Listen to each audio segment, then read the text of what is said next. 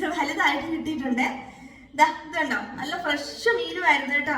അപ്പൊ ഇന്നലെ വൈകുന്നേരമാണ് ഇത് കിട്ടുന്നത്. വൈകുന്നേരമൊക്കെ നമ്മൾ കുളിച്ച് കഴിഞ്ഞിട്ടൊക്കെ ഇരിക്കുന്നത് നമുക്ക് മുറിക്കാൻ മടിയല്ലേ.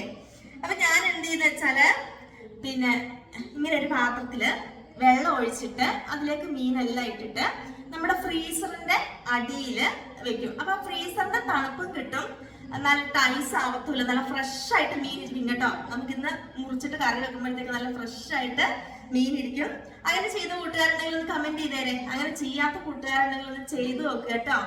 മീൻ നല്ല കട്ട പിടിക്കത്തില്ല. നമ്മുടെ ഫ്രീസറിലൊക്കെ വെക്കുമ്പോൾ കട്ട പിടിച്ച് മീനിന്റെ ആ ടേസ്റ്റ് തന്നെ പോകും.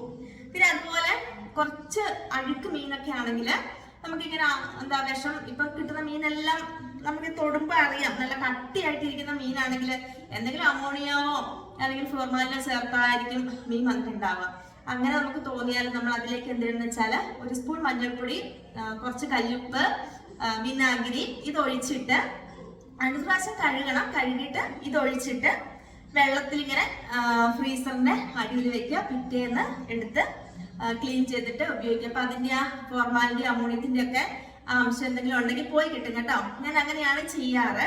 അല്ലാതെ വെറുതെ ഇങ്ങനെ കഴുകിയെടുത്താൽ അതിന്റെ വിഷാംശമൊക്കെ ഒത്തിരി തന്നെ പിടിക്കും. പക്ഷെ ഇതിന് അങ്ങനെ ഒന്നും ചെയ്യേണ്ട ആവശ്യമില്ല കേട്ടോ.